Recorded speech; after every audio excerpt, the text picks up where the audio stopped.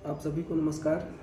अभी हाल ही में पिछले रविवार यानी 23 फरवरी 2025 को माननीय प्रधानमंत्री जी ने अपने मन की बात कार्यक्रम में बढ़ते हुए मोटापे पर गंभीर चिंता व्यक्त की और भारतीयों से, अपने परिवारीजनों से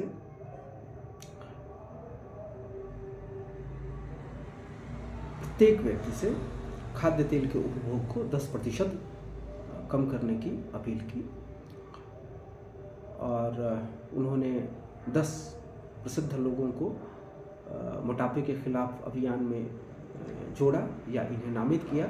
इनमें कश्मीर के मुख्यमंत्री उमर अब्दुल्ला, उद्योगपति आनंद महिंद्रा, निशानेबाज और ओलंपिक पदक विजेता मनु भाकर, टोक्यो ओलंपिक की पदक विजेता भारोत्तोलक मीराबाई चानू, प्रसिद्ध अभिनेता मोहनलाल, भोजपुरी अभिनेता दिनेश लाल यादव निरहुआ, हिंदी और डिफरेंट लैंग्वेजेस के अभिनेता, प्रसिद्ध अभिनेता आर माधवन, जिन्होंने नाम्बी नारायण की इसरो के साइंटिस्ट की बहुत अच्छी भूमिका अदा की है, गायिका श्रेया घोषाल, लेखिका और सामाजिक कार्यकर्ता सुधा मूर्ति, जो इन्फोसिस के संस्थापक और इन्फोसिस के भूतपूर्व CEO नारायण मूर्ति की पत्नी भी हैं। उन्हें इन्फोसिस के सह संस्थापक और UIDAI के भूतपूर्व चेयरमैन नंदन नीलेकणी यानी 10 लोगों को उन्होंने मोटापे के खिलाफ लड़ाई में नामित किया और इनसे भी अपील की कि ये भी प्रत्येक जो व्यक्ति हैं वे अगले 10 लोगों को नामित करें और इसी तरह से ये श्रृंखला बढ़ती जाए। दरअसल मोटापा WHO विश्व स्वास्थ्य संगठन जो है उसका ये कहना है या उसका मानना है कि मोटापा भविष्य में महामारी का रूप धारण कर सकता है और मेरा तो ये मानना है कि अभी ही यह महामारी का रूप धारण कर चुका है। यदि विश्व स्वास्थ्य संगठन की रिपोर्ट के अनुसार देखें तो मोटापे के कारण प्रतिवर्ष 28 लाख लोगों की मौत हो रही है। मोटापे से बहुत सारी और बीमारियां भी होती हैं, जैसे हाइपरटेंशन या फिर हार्ट फेल्योर या हार्ट से संबंधित बीमारियां, श्वसन रोग से संबंधित बीमारियां भी होती हैं, कैंसर के मामले भी बढ़ते हैं, किडनी पर भी असर पड़ता है, मधुमेह से संबंधित बीमारियां बढ़ती हैं। यानी मोटापा जो है अपने आप में बहुत सारी बीमारियों का कारण है और अपने आप में बीमारी तो है मोटापा। तो मेडिकल जर्नल लैंसेट में प्रकाशित, लैंसेट एक बहुत प्रतिष्ठित मेडिकल जर्नल है, तो लैंसेट में प्रकाशित एक रिपोर्ट के अनुसार विश्व में 1 अरब से भी अधिक लोग मोटापे के शिकार हैं, यानी प्रत्येक 8 में से 1 व्यक्ति मोटा है। इनमें से 88 करोड़ वयस्क हैं जबकि 15 करोड़ 90 लाख बच्चे हैं। मोटापा इसलिए भी एक गंभीर समस्या है, बच्चों में मोटापा होना ये बहुत गंभीर समस्या है। इसका मतलब है कि जेनेटिक्स प्रभावित हो रही है और जेनेटिक्स एक बार आपकी जीन में मोटापे वगैरह से संबंधित जो भी जीन होता है वो आ गया तो फिर भविष्य में आपकी जो पीढ़ियां होंगी वो कितनी भी सेहत के प्रति फिक्र करें, उनके मोटे होने की संभावना अधिक रहती है। तो इसलिए इसलिए बेहतर है कि इस जीन को अपने शरीर में पनपने ही नहीं दिया जाए, या अभी जब शुरुआत है तो अपने खान पान का ध्यान रख करके और भविष्य की पीढ़ियों को बचाया जाए। भारत में भी यह समस्या विकराल रूप लेने वाली है। राष्ट्रीय परिवार स्वास्थ्य सर्वेक्षण 5 के अनुसार भारत में महिलाओं में मोटापे की दर 9.8% और पुरुषों में 5.4% थी 2022 में, यानी प्रत्येक 10 में से 1 महिला मोटापे से ग्रस्त है, ये कहना ज़्यादा अच्छा रहेगा, और प्रत्येक 18 में से 1 पुरुष मोटा है यानी मोटापे से ग्रस्त है। NFHS यानी नेशनल फैमिली हेल्थ सर्वे 5 के अनुसार अंडमान और निकोबार द्वीप में मोटे पुरुषों का अनुपात सर्वाधिक है, यह 45% है, यानी वहाँ के पुरुषों में 45% मोटापे से ग्रस्त हैं। इसके बाद पुडुचेरी जहाँ 43% ये अनुपात है और लक्षद्वीप जहाँ 41% है। बिहार, मध्य प्रदेश और गुजरात में दुबले पतले पुरुषों की हिस्सेदारी अधिक है। महिलाओं के मामले में पुडुचेरी 46%, चंडीगढ़ 44%, दिल्ली, तमिलनाडु और पंजाब प्रत्येक में 41% में मोटापे से ग्रस्त महिलाओं का अनुपात सर्वाधिक है। तो ये महिलाओं में मोटापे का होना तो और भी गंभीर समस्या है। वैश्विक स्तर पर महिलाओं में मोटापा बढ़ने की सबसे तीव्र गति टोंगा और समोआ में टोंगा और समोआ संभवतः अफ्रीकन कंट्रीज़ हैं या एग्जैक्टली बोल रहा हूँ, जबकि पुरुषों में समोआ और नौरू में पुरुषों में मोटापा बढ़ने की दर सर्वाधिक है। नौरू तो ऑस्ट्रेलिया वगैरह करीब पड़ता है।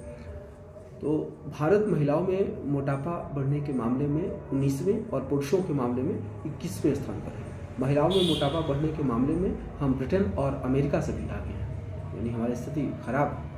इसे सुधारने की आवश्यकता है, यानी लाइफस्टाइल में चेंजेस की आवश्यकता है। और भारत में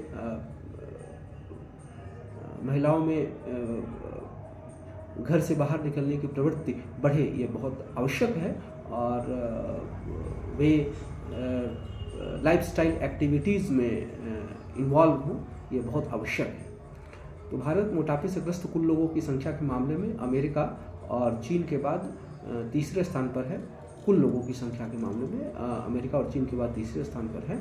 और मैंने एक जगह पढ़ा था कि ये तो मोटापे से ग्रस्त, मोटापा अपने आप एक महामारी है, ये तो मोटापे से ग्रस्त पुरुषों और महिलाओं की संख्या हुई। जबकि अधिक वजन के मामले में देखें तो लगभग 2.5 से 3 अरब लोग विश्व में अधिक वजन की समस्या से ग्रस्त हैं, यानी जितना प्रिस्क्राइब्ड वजन उनका होना चाहिए उससे अधिक वजन है उनका। ये तो और ये सभी लोग जो अधिक वजन से ग्रस्त हैं, ये सभी लोग भविष्य में मोटे होने जा रहे हैं, या इनमें से अधिकतर जो है मोटापे से ग्रस्त होने जा रहे हैं। तो समझा जा सकता है कि 5-10 सालों में स्थिति कितनी विकराल होने वाली है। यदि अधिक वजन वाले लोग अपना वजन कम नहीं करेंगे तो वे मोटापे से ग्रस्त हो जाएंगे। तो हमें अपनी लाइफस्टाइल को चेंज करने की ज़रूरत है।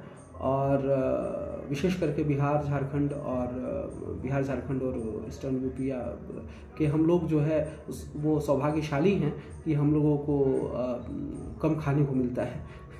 ये मैं कहूँगा कम खाने को मिलता है, यानी कम खाने के का सेंस की, यानी जो बेसिक जो रिक्वायरमेंट्स है वही हम लोग खाते हैं, बेहतर है, वही खाना बेहतर है। ये आजकल के जो फास्ट फूड है, या पिज़्ज़ा है, बर्गर है, या फिर मांसाहारी बहुत अधिक खाना, सब खाना खाइए, लेकिन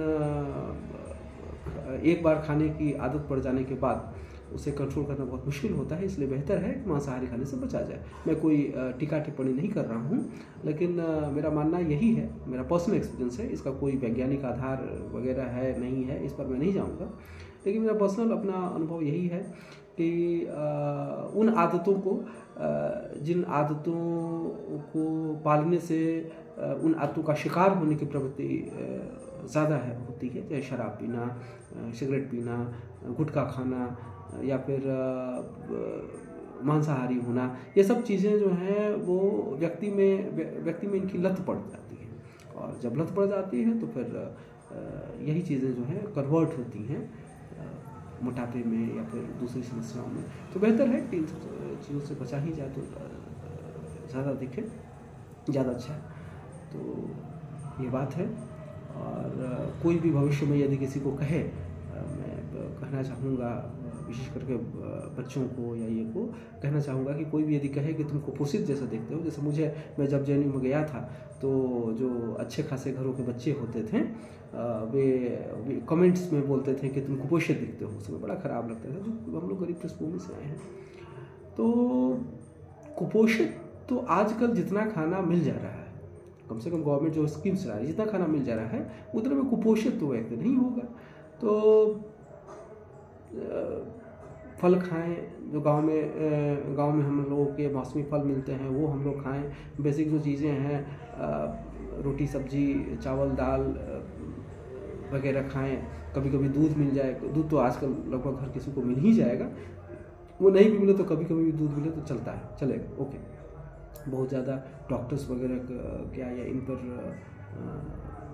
बहुत ज़्यादा उन पर ध्यान देने की ज़रूरत नहीं है। यदि आप उस स्थिति में हैं तो बेहतर रूप से वो फूड चार्ट मेंटेन करें आप। लेकिन उस स्थिति में यदि नहीं है, वो आर्थिक स्थिति नहीं, तो निराश होने की ज़रूरत नहीं। जो खाना आप खा रहे हैं वो बहुत ठीक है। और